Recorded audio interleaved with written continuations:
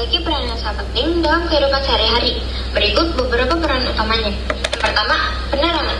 Energi listrik digunakan untuk menyalakan lampu di rumah, jalan, sekolah, dan tempat umum, memungkinkan aktivitas tetap berlangsung meski malam hari. Yang kedua, menjalankan peralatan elektronik. Peralatan seperti televisi, kulkas, komputer, AC, dan mesin cuci bergantung pada listrik untuk berfungsi. Yang ketiga, komunikasi. Listrik menggerakkan perangkat komunikasi seperti ponsel, internet, radio, dan televisi yang menjadi sarana informasi dan hiburan. Yang keempat, transportasi. Transportasi modern seperti kereta listrik dan kendaraan listrik bergantung pada energi listrik. Yang kelima, pendidikan dan kesehatan.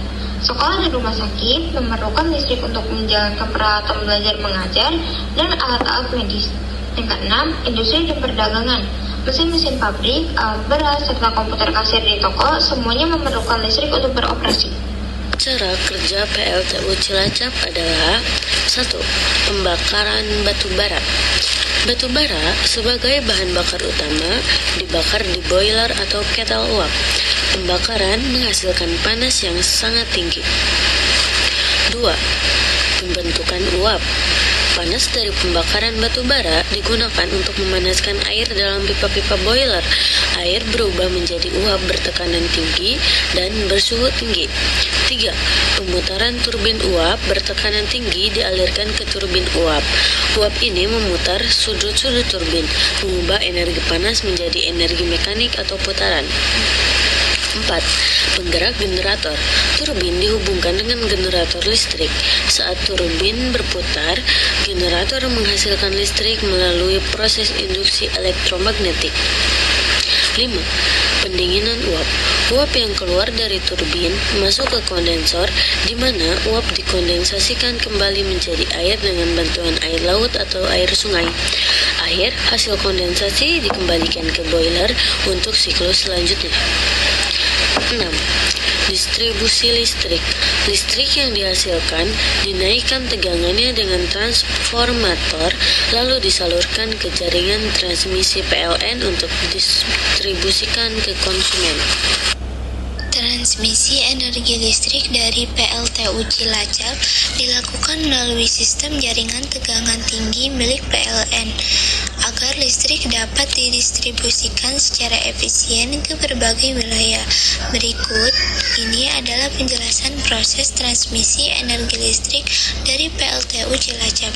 Yang pertama, pengubahan tegangan oleh transformator. Setelah listrik dihasilkan oleh generator di PLTU, tegangan listrik masih dalam skala menengah, sekitar 11-20 kV. Listrik ini kemudian dinaikkan tegangannya oleh trafo step up menjadi tegangan tinggi 150 kV atau 500 kV. Tegangan tinggi diperlukan agar kehilangan daya saat transmisi jarak jauh bisa dikurangi. 2. Penyaluran melalui saluran udara tegangan tinggi atau biasa disebut SUT atau SUTET. Listrik bertegangan tinggi disalurkan melalui SUT 150 kV atau SUTET 500 kV. PLTU Cilacap terhubung ke sistem jaringan interkoneksi Jawa dan Bali yang memungkinkan listrik dari Cilacap dialirkan ke berbagai wilayah di Pulau Jawa dan Bali. 3. Gardu induk GI. Listrik dari PLTU masuk ke gardu induk GI untuk pengaturan, pemantauan, dan distribusi lebih lanjut.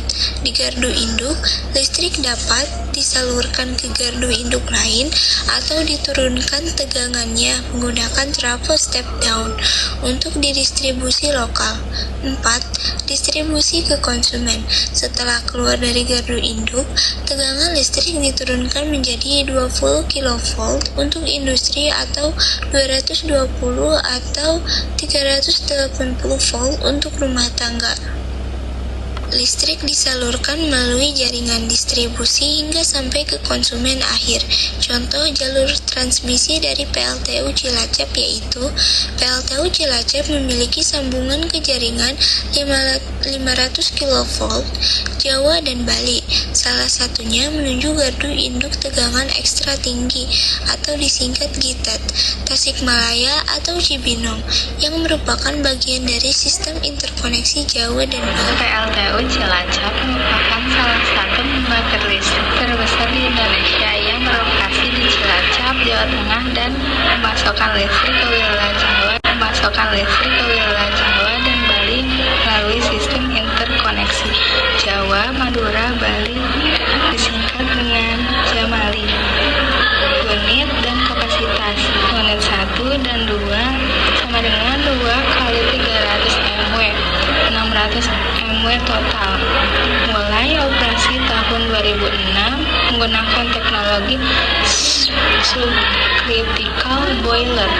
Unit 3 660 MW. Mulai beroperasi 2016 menggunakan teknologi supercritical boiler yang lebih efisien dan ramah lingkungan. Unit 3A Jawa 8 sama dengan 1000 MW. Mulai operasi 2019 menggunakan teknologi ultra super critical boiler dengan efisiensi tertinggi dan emisi lebih rendah. Total kapasitas sekitar 2920 MW, mampu memenuhi kebutuhan listrik lebih dari 3 juta rumah tangga. Cakup wilayah pasokan Jawa Tengah termasuk Cilacap dan Purwokerto, Jawa Timur, Bali, Jawa Barat sebagai wilayah interkoneksi. Teknologi lingkungan, penggunaan supercritical dan ultra supercritical boiler untuk efisien dan mengurangi emisi. Flue gas desulfurization (FGD) di unit 3 untuk mengurangi emisi SO2. Dampak dan rencana transisi. Meski sudah lebih ramah lingkungan dibanding pembangkit batu bara lama, PLTU Cilacap tetap menghasilkan emisi karbon. Pemerintah Indonesia merencanakan pengurangan ketergantungan pada PLTU batu bara dan mengganti dengan energi terbarukan, termasuk potensi pensiunan dini beberapa unit PLTU, termasuk di Cilacap, demi lingkungan yang bersih. Teman-teman semua, ada kelebihan dari penggunaan PLTU ini loh, yakni biaya untuk bahan bakarnya yang rendah sehingga lebih mudah untuk dikembangkan. Tapi kekurangannya adalah biaya untuk membangun PLTU masih sangat mahal dan emisi karbon yang dihasilkan masih sangat tinggi. Selain itu, pembangunan PLTU harus dekat dengan sumber air yang besar yang digunakan untuk pendinginan.